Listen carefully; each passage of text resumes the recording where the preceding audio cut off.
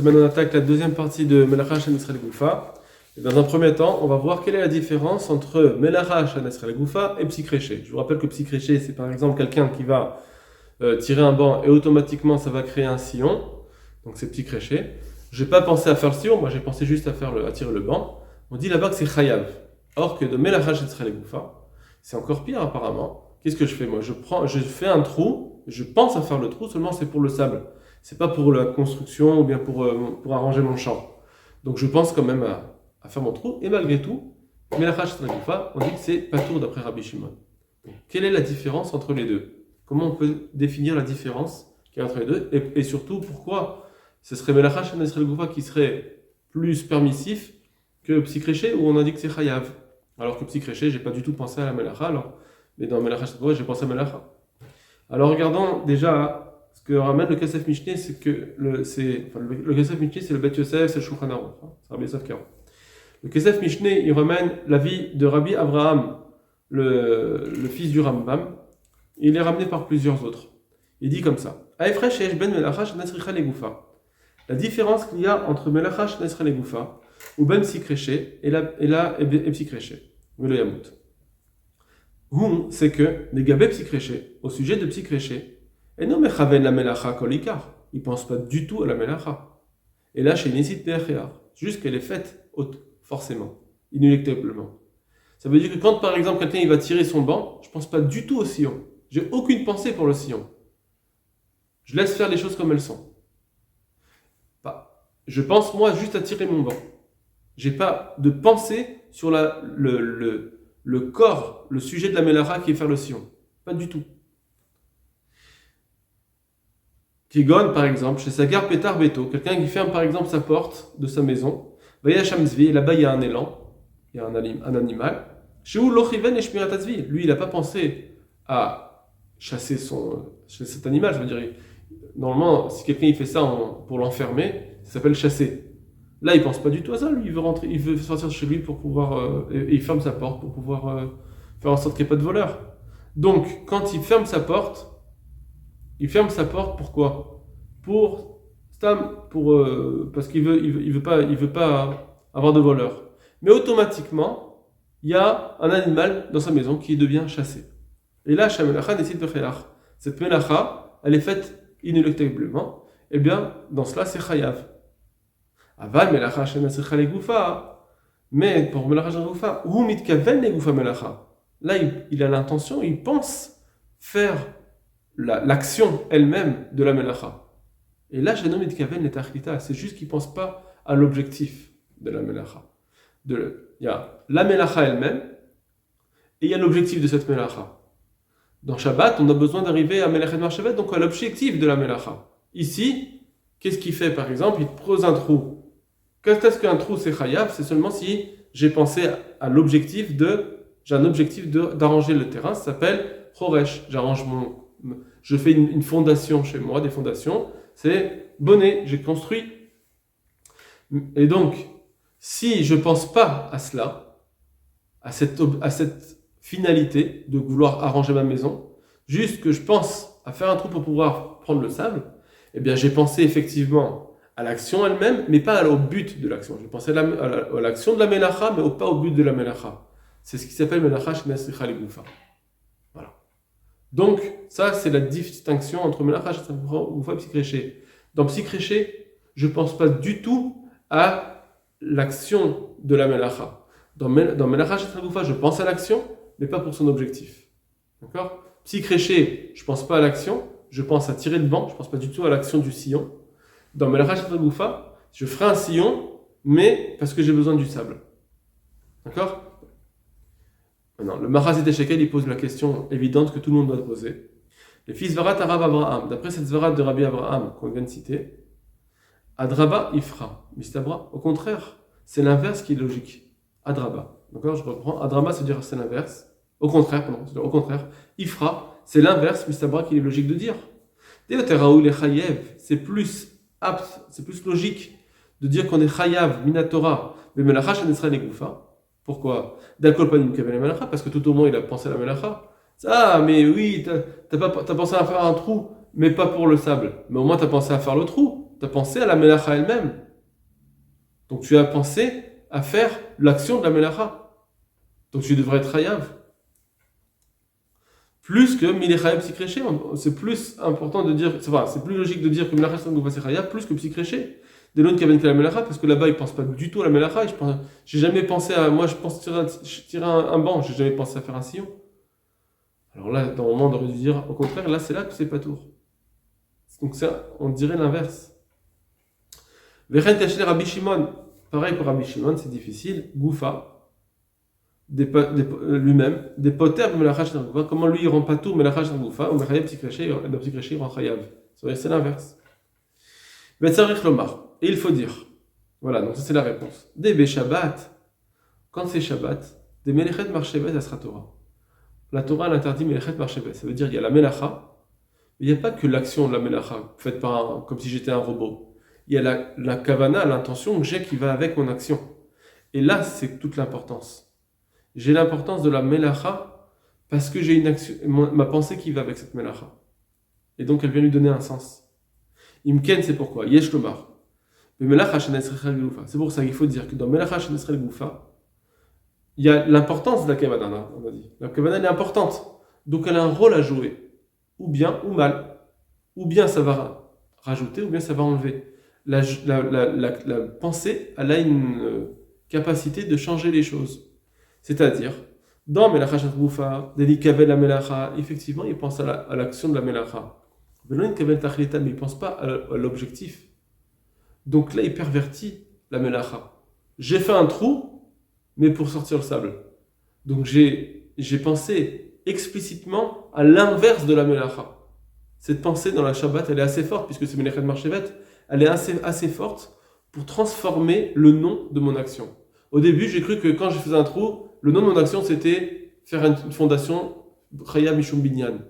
Mais comme je pense inverse à cela, je dis, j'ai fait un trou pour avoir du sable, alors là, la Marshava ne peut plus venir dire eh ben, tu as fait une action d'une fondation. Non. Eh bien, la marche à la pensée, elle est assez forte pour dire que tu n'as pas pensé, ton geste ne s'appelle pas un geste de melacha.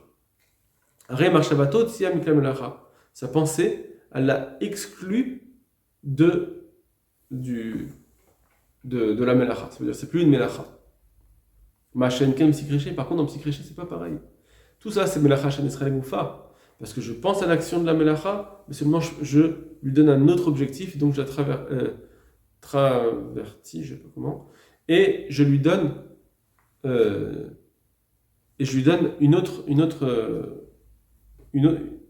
autre nom. Des lonit kaven klal la melacha. Dans Psikréché, il n'a pas eu la kavana du tout sur cette action de melacha. Je pense, moi, à tirer le banc. Je n'ai pas du tout pensé au sillon. Donc finalement, l'action du sillon, je ne l'ai pas sali, je l'ai pas traverti cette action-là. J'ai laissé l'action comme elle est. Le sillon, il va se faire, je sais qu'il va se faire. J'y ai pas pensé, je pense pas à cela. Moi, quand je pense à tirer, je pense à rien. Mais en tout cas, le sillon, il va se faire. Et ma marche aval n'est pas venue contredire mon action. Dans Melacha Shenesrel Goufa, ma pensée, elle contredit mon action. Je pense faire un trou, mais ma pensée, elle vient et dit non, tu ne fais pas un trou, tu récupères du sable. Donc ma pensée, elle est assez forte pour dire que mon action, c'est pas la même action que de faire un trou. Mais dans Psikréché, puisque j'ai rien pensé à l'action de la Melacha, j'ai pas du tout pensé au sillon, je faisais rien du tout. Donc mon action telle qu'elle est, mes mains, ce qu'elles ont fait un sillon. Il n'y a pas de pensée pour pouvoir dire non, tu n'as pas fait de sillon. Tu as juste voulu tirer de la chaise. Puisque moi, je n'ai pas pensé du tout au côté sillon. Quand j'ai tiré ma chaise, j'ai pensé à tirer ma chaise. Il va y avoir un sillon qui va se faire à côté. Je n'ai pas pensé inverse à cela. C'est pour ça que c'est dans Psikréché. Eh bien, l'action de la Melacha est intacte et donc c'est Chayav.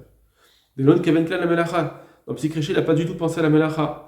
Vélo si marchavato mikla melacha. Et donc sa marchava, elle n'a pas sorti, elle n'a pas enlevé l'action de la melacha du digne de melachot. Elle n'a rien fait, elle ne l'a pas touché, elle n'a pas sauvé. Donc ça, c'était le Machasité Shekel. Donc tout ça, c'est pour expliquer le Rabbi Abraham, le fils du Rambam. Donc on a vu le Kesef Mishneh qu'il a ramené, et on a vu une question du Machasité Shekel par rapport à ce fondement qu'il a donné.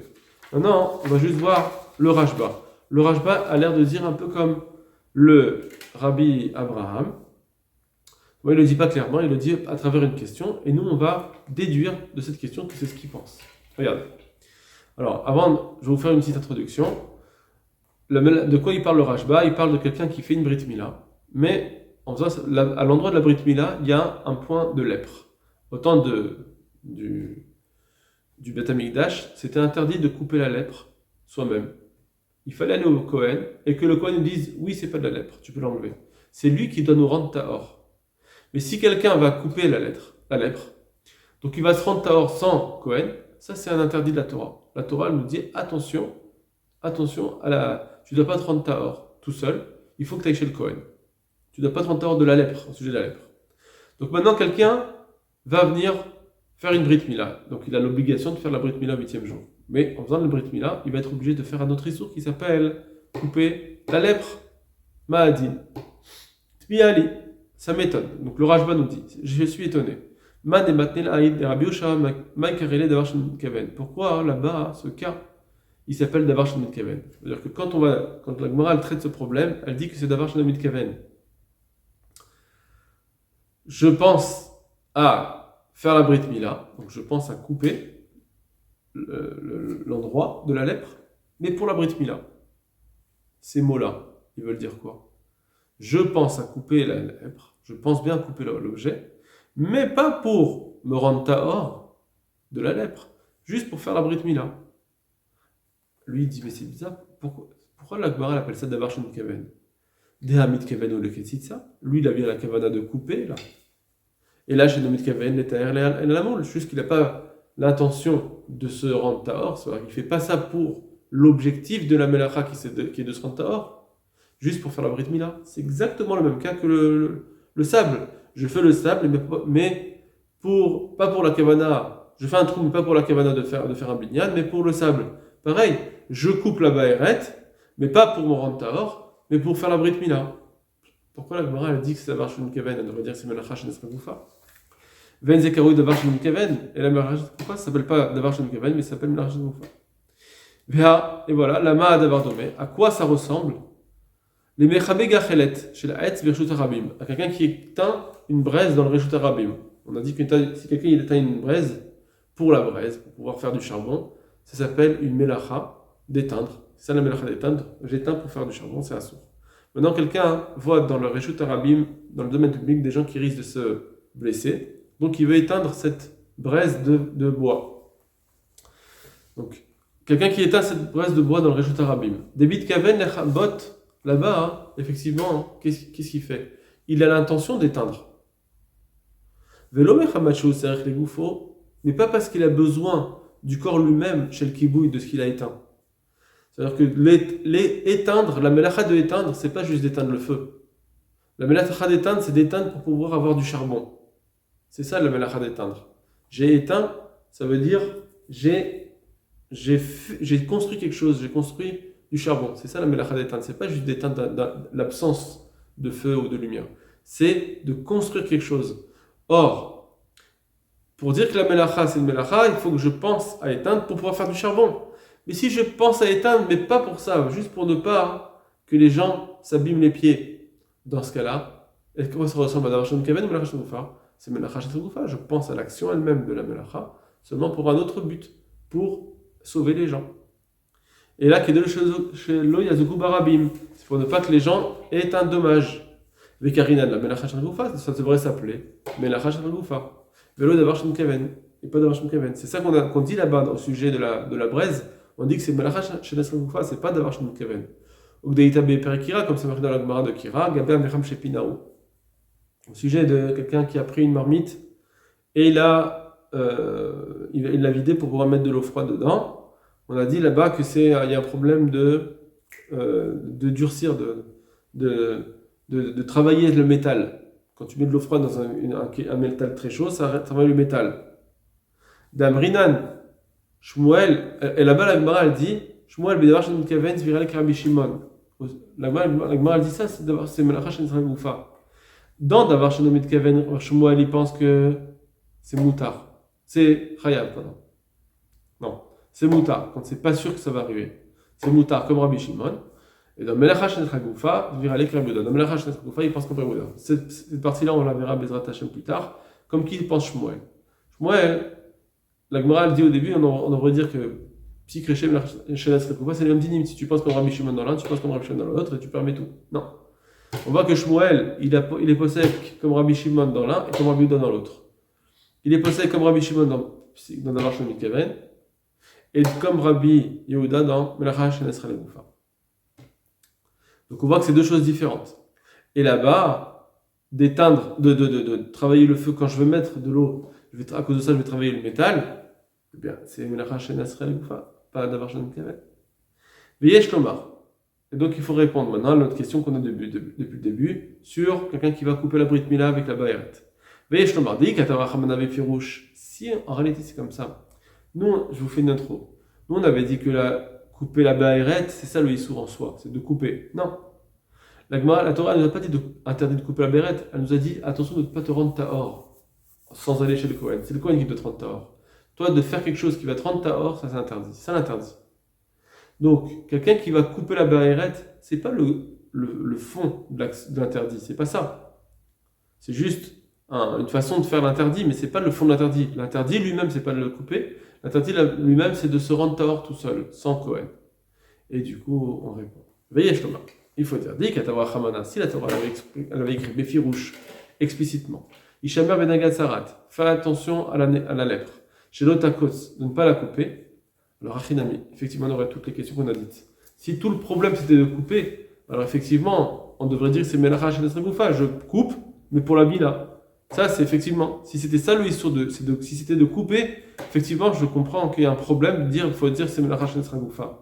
Et là, c'est pas marqué comme ça, mais Ishamer ben Agatsarat, c'est marqué fais attention à Agatsarat. Katavra Hamana, c'est ça que la Torah a dit. Elle n'a pas dit de ne pas couper. Elle a dit fais attention à la Tsarat. Kelomar, c'est-à-dire, c'est quoi qu'elle veut nous dire la Torah? Chez Loyita de ne pas la rendre Tahor. Et là, Borat Kohen, il faut qu'il aille chez un Kohen qui lui dise son avis.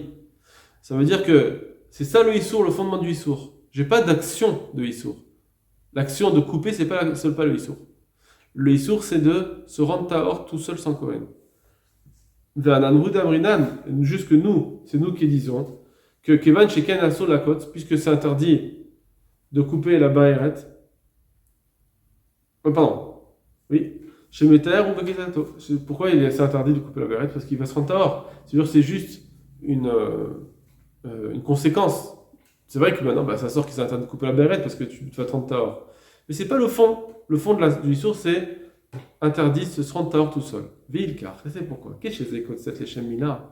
Quand quelqu'un il coupe pour la Brit Mila, est-ce qu'il pense à l'action du Issour? Non. Pour dire, nous on a posé la question, mais comment ça se fait que c'est pas le Melacha Shenet Hagoufa? Pourquoi tu l'appelles le petit créché?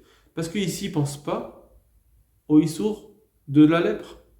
Ah, tu vas me dire, oui, mais il pense à couper la lèpre pour pouvoir faire la Brit Mila. C'est vrai qu'il pense à couper la lèpre, pas pour l'objectif de se rendre Tahor, mais pour couper la Brit Mila. Tu vas dire, voilà, c'est Melacha Shenet Hagoufa. Non, parce que ici, c'est pas la Melacha de couper la Baïret. Quand il pense à couper la Baïret, il n'a pas pensé à Goufa Melacha. Quand il pense à couper la Baïret, il pense à rien. C'est pas la Melacha. La Melacha, c'est de se rendre Tahor. S'il pensait à se rendre Tahor, là, effectivement, il y aura un problème. Donc ici, ça peut pas. Il n'a pas pensé au Goufa Melacha. Il coupe, mais sans penser au Goufa Melacha. Et donc, avec la Davar Shen Mitkaven, etc. C'est pour ça que ça s'appelle Davar Shen Mitkaven pour la Tara. C'est-à-dire que effectivement, je n'ai pas pensé à l'action elle-même. Et donc, ça revient un petit créché, comme tous les petits créchés, où je n'ai pas pensé à l'action elle-même de la Melacha. C'est autre chose qui arrive automatiquement. Et tu sais pourquoi c'est petit créché. C'est pas Melacha Shenet Hagoufa. Voilà, Kol Tov Lachem.